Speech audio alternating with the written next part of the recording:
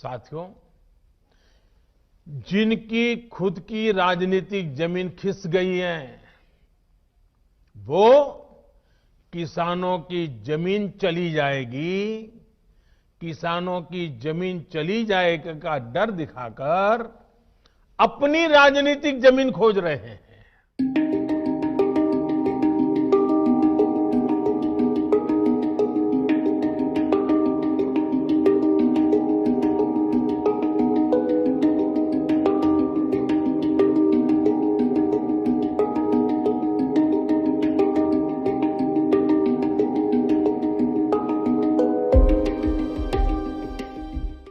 जिनकी खुद की राजनीतिक जमीन खिस गई है, वो किसानों की जमीन चली जाएगी, किसानों की जमीन चली जाएगी का डर दिखाकर अपनी राजनीतिक जमीन खोज रहे हैं।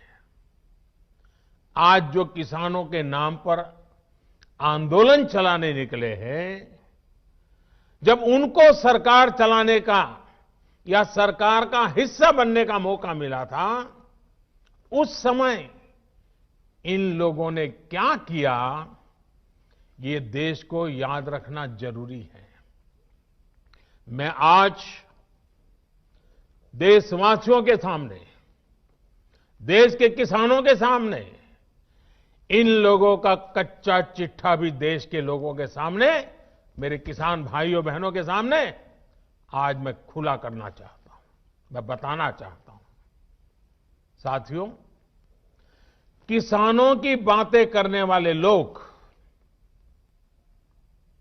आज झूठे आंसू बहाने वाले लोग कितने निर्दयी हैं, इसका बहुत बड़ा सबूत है स्वामीनाथन कमेटी की रिपोर्ट। स्वामीनाथन कमीशन की रिपोर्ट आई, लेकिन ये लोग स्वामीनाथन कमेटी की सिफारिशों को 8 साल तक दबाकर बैठे रहे। किसान आंदोलन करते थे, प्रदर्शन करते थे, लेकिन इन लोगों के पेट का पानी नहीं निकला।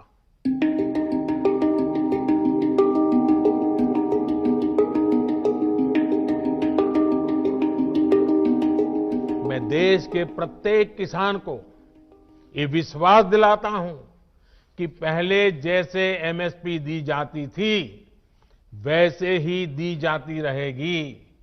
एमएसपी न बंद होगी, न समाप्त होगी।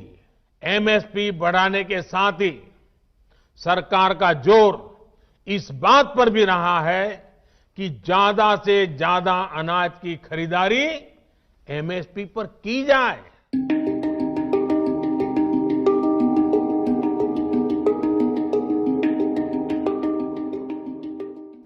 देश में फार्मिंग एग्रीमेंट का कोई नई चीज नहीं है।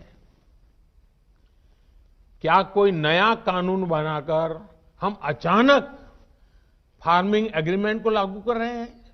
जी नहीं। हमारे देश में बरसों से फार्मिंग एग्रीमेंट की व्यवस्था चल रही है।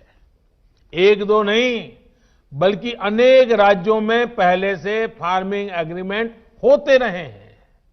साथियों, देश में फार्मिंग एग्रीमेंट से जुड़े पहले जो भी तौर तरीके चल रहे थे, उसमें किसानों का बहुत जोखिम था, बहुत रिस्क था। नए कानून में हमारी सरकार ने फार्मिंग एग्रीमेंट के दौरान किसान को सुरक्षा देने के लिए कानूनी प्रावधान किए हैं। साथियों, फार्मिंग एग्रीमेंट में सिर्फ फसलों या उपज का समझौता होता है। जमीन किसान के ही पास रहती है। एग्रीमेंट और जमीन का कोई लेना देना नहीं है।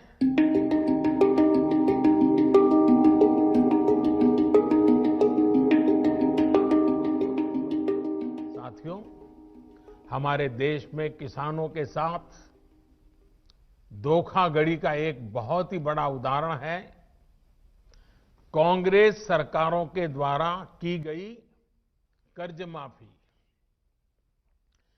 जब 2 साल पहले मध्य प्रदेश में चुनाव होने वाले थे तो कर्ज माफी का वायदा किया गया था। कहा गया था कि सरकार बनने के 10 दिन के भीतर सारे किसानों का कर्ज माफ कर दिया जाएगा। कितने किसानों का कर्ज माफ हुआ?